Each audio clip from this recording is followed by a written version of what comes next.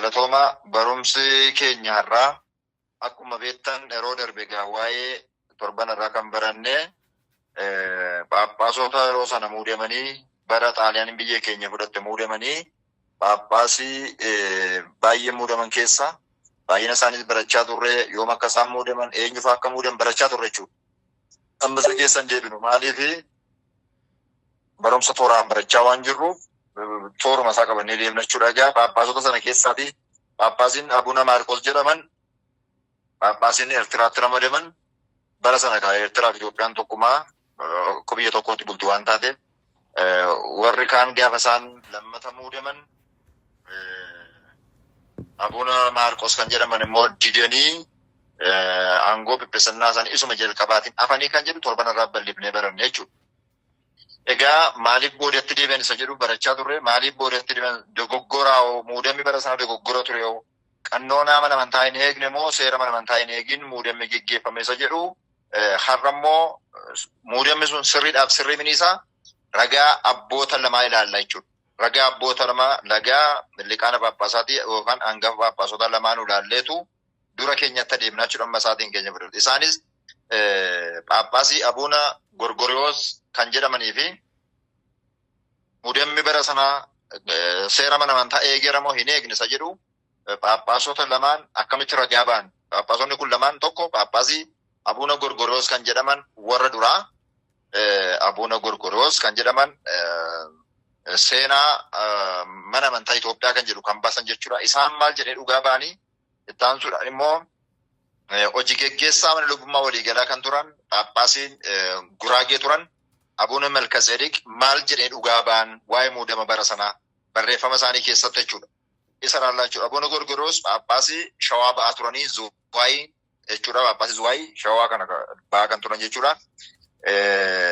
Abuna Malkazeedeq immoo Paappaasii Guraagee turanii abboonni beektonni hayyoonni kun lamaan akkamitti dhugaa ba'an muudama bara sanaa isa jedhu ilaallaa jechuudha. Egaan Abuna Gorgoriyoos macaafa isaanii seenaa mana kiristaanaa jiru keessatti maal jedhanii muudamni Abuna Abrahaamiif Abuna Yohaannisiin bara sana kenname jedhan daandii Abuna Yohaannisiif Abuna Abrahaam qabatanii ordofan sun daandii qajeeltuu turte. Abuna Abrahaamii fi Abuna Yohaannis jechuun warra Paappaasota sana muudan jechuudha.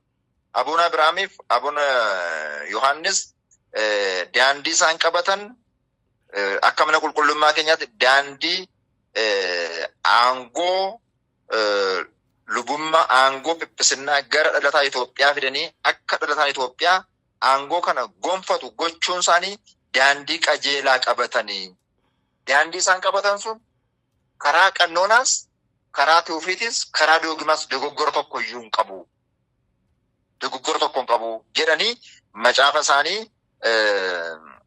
seenaa mana qulqullummaa fuula 77 irratti in argatna jechuudha. Kan isaan lafa kaan kan afaan ta'een barreeffamaan kan isaan kaan. Muudamni bara sanaa dhibbumaa dhibbatti kan isaan ragaa ba'an muudamni bara sanaa Abuna Abrahaamiif Abuna Yohaannisiin kenname muudama sirriidha. Hiyyama Gibsiin eegu Kaayirooti hiyyaman eegu ture hafuura qulqulluun dhuguma yeroo sanatti qajeelummaanitu jiraate qulqullummaanitu jiraate hafuura qulqulluu bitamuuntu jiraate muudamni bara sana dogoggoruun qabu ture. Abboonni bara sana muudaman awwaggazamanii yookaan awwagzatiin itti kenname bataskaana keessa akka isaan ba'an hin ta'u ture. Kun dogoggora seenaa keessatti seenaa gurraachatu barraa'e malee daandii isaan qabatan sana bataskaan Itoophiyaatu qabattee deemteetti taate har'a bataskaan addunyaa kana mana amantaa addunyaa kana hin caalti. Karaa hundumaayyuu isamma akkuma margaa yeroo bataskaan kan gosa tokko kan maal tokko ta'e hojiin hafuuraachi keessaa dhibu hundumsaa hojii foonii ta'e wal muuduu wal shallamuu wal badhaasaa ooluu daandii gadhiisu ta'e maaliif bara sana waan hafuura qulqulluu irraa adda ba'aniifiti namni hafuura qulqulluu irraa adda ba'e immoo hojii foonii waan hojjetu hojiin foonii immoo nama birattis waaqa birattis kan nama hin gammachiifne waan ta'eef gaafa sana daandii Abuna Abrahaamiif Abuna Yohaannis qabatan ituu gadi hin dhiibne ta'e bataskaan Itoophiyaa har'a akka kana taate hin haftu kan jedhan muudamni sun sirrii ta'uusaa mirkaneessan jechuudha. Muudamni sun sirrii ta'uusaa mirkaneessan jechuudha. Iyootu kana mirkaneessa Abuna Gorgoriyoos Paappaasii Shawaa ba'a. Yeroo sana Paappaasii Shawaa jedhamu isaan kan mirkaneessan jechuudha. Itti aansanii Abuna Malkazeedik hojii gaggeessaan waliigala mana lubummaa kan turan Paappaasii Guraagee kan taane hojjechaa turanii maayila isaan immoo Baqadaamanii Haayile Sillaasee jedha. Haayile Sillaaseen bara Haayile Sillaasee sanaadhaan Paappaasonni muudaman kun dogoggora tokko itoo hin qabaatin Haayile Sillaaseen isin Paappaasota warra Xaaliyaaniiti jedhee isin anaan toffatanii Paappaasii warra Qeesaarii bitaman taatanii Gibsi irraa adda baatanii anaan toffatanii muudamuun keessan ajaja warra Xaaliyaanii fudhatanii muudamtanii. Kanaaf isin Paappaasii keenya miti isin Paappaasii Qeesaariin gabbartan Qeesaariin kan ajajamtan malee kan Itoophiyaa min jedhanii qiimii itti qabatanii yookaan halluu itti qabatanii hojii hafuura qulqulluu keessa seenanii aangoo foonii qabaniin Paappaasota kana awwaggazuun Paappaasota kana mana amantaa kee baasuun uummata duraa dhoksuun mana hidhaatti galchuun dogoggora seenaan hin irraanfanne hojjetanii. Eewu Atsee Haayile Sillaasee Qadaamaayyu Atsee Haayile Sillaasee jedhan gaasaa. Kanaaf dogoggora hojjetame malee akka mana amantaatti dhangaa. Akka qannoonaattis, akka doogimaattis, akka Tiyofiitittis isa darboonni sana dogoggorri tokko hin jiru. Kan Atsee Haayile Sillaaseen Paappaasota qulqullummaadhaan muudaman kana kan isaan akka isaan boodatti deebi'an godhaniif nama gammachiisuuf jedhan. Namni sun immoo Paappaasota Gibsii fi mootota Gibsii gammachiisuudhaaf jechati biyya isaanii salphisanii, amantoota isaanii salphisanii, abboota isaanii salphisanii kabaja gonfoo Waaqayyo isaaniif kenne irraa fuudhanii lafa kaa'anii qannoona mana amantaa keessa seenanii ituu qannoona isaaniif hin iyyamin Atsee Haayile Sillaaseen aangoo isaaniitti gargaaramanii meeshaa isaaniitti gargaaramanii taayitaa bara sana qabanitti gargaaramanii abboota kana hacuucuun abboota kana uummata duraa dhoksanii mana hidhaatti galchuun gonfoo Waaqayyo isaaniif kenne irraa fuudhanii hafuura qulqulluu mormuudha kuni. Kanaaf Gibsiin gammachiisuuf jecha Itoophiyaa gaddisiisanii Paappaasota Gibsiin gammachiisuuf jecha Paappaasota Itoophiyaa salphisanii nama gammachiisuuf jecha hafuura qulqulluu gananii kan jedhan Abuna Malkazeedik immoo lafa ka'anii kun akka seera mana amantaa keenyaatti Paappaasiin aangoon lubummaa tokkicha kennama jedhan. Aangoon lubummaa tokkicha kennama. Kana gochuun isaanii sigaawwi cinaata. Inaaffaa fooniiti jedhan. Kana gochuun isaanii inaaffaa foonii. Inaaffaa fooniif kana godhanii tokkoffaa immoo Paappaasota Gibsiidha wajjin harka fuudhii waan gurguddaadha walii wajjin waan hojjechaa turaniif isaan hin gammachiisuuf jechati Paappaasota Itoophiyaa gaddisiisanii seenaa keessatti seenaa gurraacha kaa'anii darbanii jedhaniitu dubbatan. Kun akka seera mana amantaa keenyatti doogimaanis qannoonaanis hin daangessu hin iyyama malee jiranii anaan garuu kan na dhibu jedhan. Bara sana dogoggorri Atsee Haayile Sillaaseen uume akkuma jedhutti jiraate bara sana liqaawwantiin beektonni hayyoonni mana amantaa jiru. Hayyoonni mana amantaa gaafa Paappaasota seeraan muudaman kana mootiin harka keessa gashate warra Gibsiin tokko ta'ee abboota kana gaafanni aangoo isaanii kabaja isaanii irraa molquu liqaawwantiin bara sana bataskaanaaf dhaabbanna jedhan mana barumsaatti kan guddatan bataskaana keessatti kan guddatan maaliif callisaniira? Liqaawwantiin beektonni mana amantaa maaliif callisan kun dogoggora. Beekumsi hayyoota mana amantaaf hin ta'u yoo ta'e gaafa akkasiif hin ta'u yoo ta'e yoomiif ta'a ture. Kun foon isaaniif jecha Waaqayyoon kabajuu dhiisanii. Mootii biyya lafaaf jedhanii mootii isa waaqaaf lafaa uume kabajuu dhiisaniitu mana amantaa seenaa keessatti salphisan malee yeroo sana hayyoonni liqaawwantii beektota liqaawwantii warri jedhaman hojiin isaanii maal ture? Ogummaan isaanii liqinnatiin isaanii gaafa kanaaf hin ta'u taanaan yoomiif ta'a kan jedhan isa tokkoffaatti hayyoota mana amantaa waqqasan jechuudha. Akka hayyoonni kun biddeeni qofaaf jiraatan. Mootii sodaatanii, du'a sodaatanii, hidhaa sodaatanii akka isaan harka kennanii gaafa mana amantaa keessatti dogoggorra akkasii uumamu callisuun isaanii dogoggora hamaadha. Beekumsi gaafa akkasii hin taane yoomiif ta'a jedhan. Tokko Haayile Sillaaseen aangoo isaa malee keessa seenuudha. Lammata hayyoonni maaliif hin dubbanne jedhanii inni sadaffaa Paappaasotatti muudaman kun maaliif callisanii harka kennaniidha?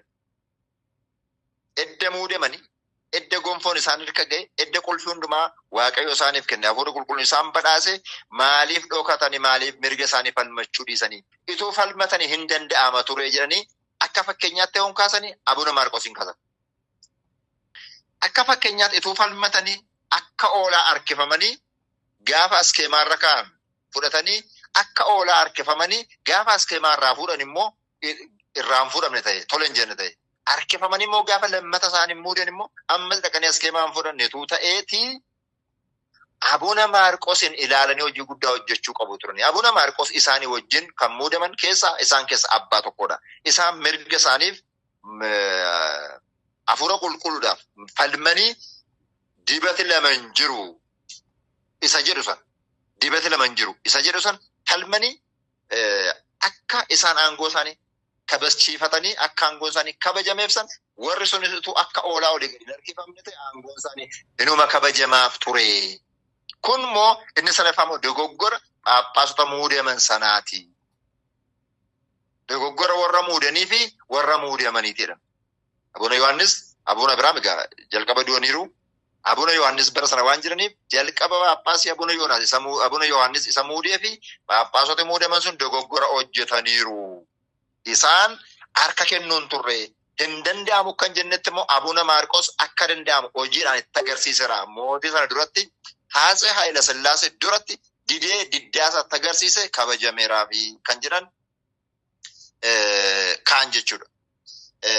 Dogoggorri inni hamaa isaan jedhanii arfaffaa irratti kaa'amaa inni Haayila Sillaaseen fedha foonii fi aangoon koonaaf hin kabajamne Qeesaariin kabajan jedhanii aangoo foonii raan kan ka'aniitu hinaaffaa fooniif aangoo foonitti qabanitti gargaaramanii abboota kana salphisuudhaaf ka'an malee fakkeenyaaf abboonni kun luboota baay'eef aangoo lubummaa kennaniiru.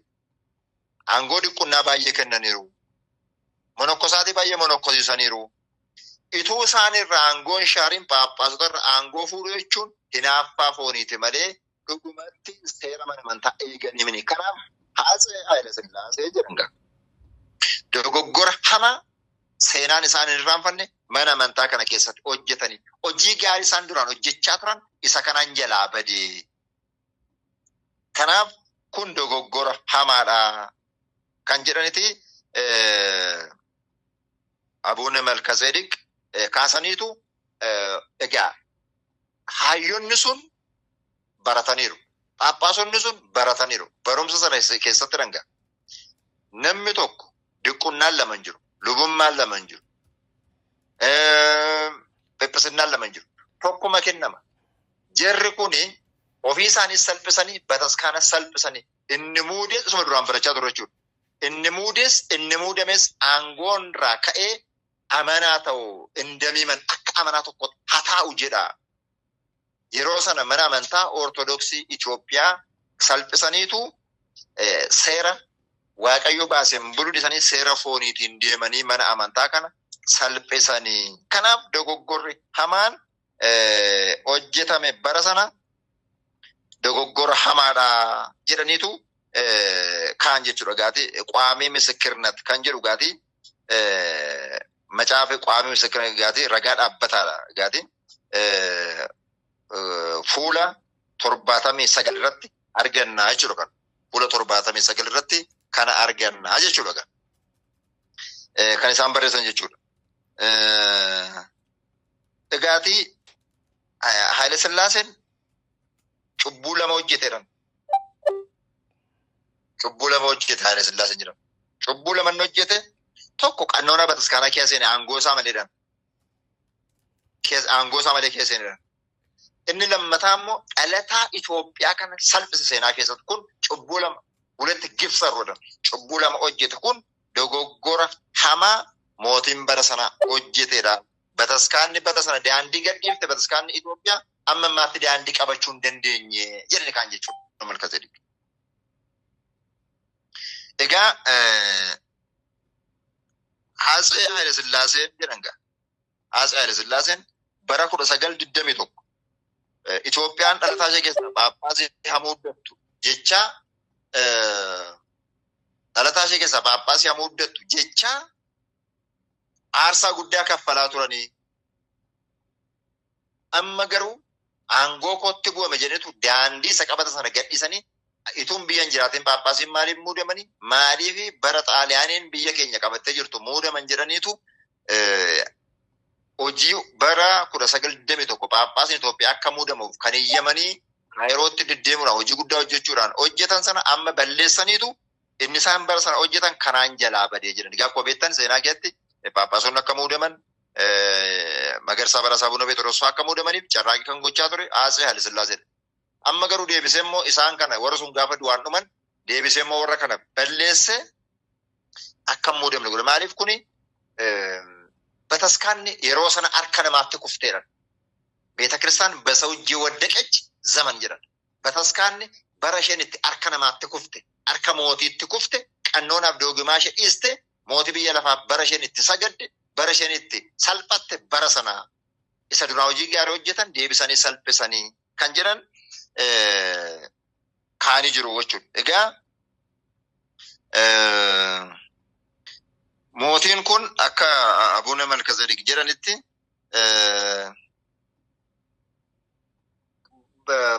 mootiin kun akka isaaf ta'utti deemuu dhiisee yeroo sana. Ituu fakkeenyaaf yeroo sana waltajjiin taa'amee ture jedhan. Garuu akka waltajjiin sun murteessate warri Gibxootaallee xinnoo qabbanaanii turan kan jiru. Abbaan keenya kan kaasan jechuudha. Xinnoo qabbanaanii turanii. Amma kana hin cimsine waan kana. Ugzatiin kun irraa eegamee abbootarraati qabbanaanii turanii jiran. Amma mootii Haayile Sillaaseetu maaliif ituun biyyan jiraatin Xaaliyaanii wajjin tokko taatanii muudama kana muudan kan jirutti dogoggora hamaa, dogoggora seenaa hin irraanfannee keessa galanii. Egaa kan isaan jedhan anaan tuffattanii amma gaxalaa tokko mana arganna jechuudha. Anaan tuffattanii mooticha Qeesaariif kabaja laattaniitu gara kana dhuftanii isin baandaadha. Kanaaf Paappaasummaan keessan shaaramuu qaba jedhanii jedhanga. Isin baandaadha jedhan. Baandaadha isin jedhan. Egaa ajiran malee akka dubbichi bataskaana eeguudhaaf dhugaa bataskaanaaf ta'e immoo mootiin kun beeku. Muudamichi dogoggora kan qabaanne mootiin kun beeku. Mootiin kun maal beeku? Xalaasaan bakka bu'aa paatriyaarkii Gibxiitiif barreessatu dhugaa irratti baachuudha. Maal jedhanii barreessanii? Mootiin Haayile Sillaasee kuni dubbichi muudamichi dhugaa akka ta'e inaafa foonii fi kabaja warra Gibxii barbaadu irraan kan hafe dogoggora tokko kan qaban. Mootumti kun afaan isaanii dubbatanii xalaa isaanii irratti immoo mirkaneessaniif. Maal jedhanii barreessanii? Ishee kana xalaatti man dubbisa ishee isaanii irra kiyaakaan kana mata duree ishee goda isaan dubbisu. Mo'a Anbassaa ዘእም ነገደ ይሁዳ ቀዳማዊ ኃይለ ሥላሴ ለብፁዕ አቡነ አትናቴዎስ የእስክንድርያ ተጠባባቂ ፓትርያርክ jedhanii mo'a Anbassaa eegaachuu matti maqaa duraan egaa chaappaan mootii Haayile Sillaasee kana waan ta'eef. Amma gaati paatriyaarkiin Atnaatewoos kun amma eeggataa ture jechuudha. Paatriyaarkii ta'uudhaaf eeggataa ture. Yeroo sana muudamne jechuudha. Paatriyaarkiin tokko du'ee inni immoo eeggataa ture jechuudha.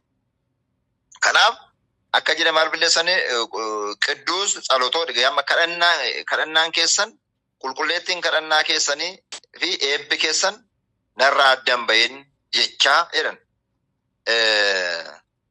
Nagaa isiniif dhiyeessinaa. Manni amantaa Ortodoksii Tawaahidoo Itoophiyaa tokkummaa ishee eeggachuuf jecha amantaan biraa akka keessan sin jechuudha. Tokkummaa ishee eeggachuuf jecha amantaa ishee eeggachuuf jecha bara diinni biyya keenya qabatee ture sana Phaaphaasota mana amantaa akka eeganiif muudaman sana akka isaan mana amantaa eeganiif Phaaphaasii muudaman sana shaarreerraa. Kun shaarreerraa. Asirratti dhaggeeffadhaa. Akka manni amantaa eegamu, tokkummaan akka eegamu, qannoonaan doogimaan akka eegamuuf jecha Phaaphaasota yeroo Xaaliyaan biyya keenya qabatte sana muudaman sana shaarreerraa. Mana amantaa eeguuf akka ta'e beeku jechuudha. Muudamichi dhugaa akka ta'e beeku jechuudha. garuu shaarreerraa isaanin shaarreerra agganneerraa akka isaan aggadamanii turan gooneerraa aggadamanii yookaan dhorkamanii ta'aa jiru. Kun bara muudamme yeroo sana raawwate jedhan walitti dhufeenya Itoophiyaa fi walitti dhufeenya Iskindiriyaa waan balleessuuf waan qabbaneessuuf jecha akka isaan aangoo isaanii hin gargaaramne goonee tursiifneerraa. Dhaggeeffadhaa asirratti. Amma muudamicha akka dhugaa ta'e beeku jechuudha. Waan geggeeffamu hundumtu dhugaa ta'uusaa beeku. Tokko kan isaan jedha akkuma sila kaafne kabaja isaanii fi lammata immoo warra Gibxii wajjin kabaja qaban sun akka jalaa addaan hin cinneef kana godhan malee muudamni sun akka dhugaa ta'e isaan hundiyyuu beeku jechuudha. Egaati guyyaa isaan kana barreessan amajji 1/9/38 mana masaraa mootummaa keenyaa keessaa barreeffame jedhaniitu xalaa kana ergan jechuudha. Kan xalaa kana erga'eedha Aatse Haayile Sillaasee. Asirratti maal ilaallaa? Muudamni sun amma waan baay'atee hin jedhaallu wanti wal makatu jira. Egaa kun isinii gara waan ta'eef dhimma muudama bara 2015 wajjin gaafa teenye waan kana ilaallu kallattumaan baroonni ajijjiira malee barri sun bara sana ta'e inni kun bara kana ta'u malee isuma kana koppii bara sanaatu biyya keenya nurratti raawwate jechuudha. Koppii bara sanaatu biyya keenya irratti raawwate jechuudha. Waan baay'ee dubbachuun hin barbaachisu waan ta'e malee. Kanaaf amma muudamni bara sana sirrii ta'e itoo jiru paappaasonni sun egaa paappaasonni warra kaan in ari'atamanii achumaan dhokatanii hafanii hin mul'anne kan si'a lama muudamni kennameef immoo paappaasii 3 jechuudha. Kan si'a lama muudaman paappaasii 3. Kan si'a lama muudamni kenname paappaasii 3 warri kaan garuu bakka isaan itti hidhamanis akka isaan ta'anis hin beekamu jechuudha.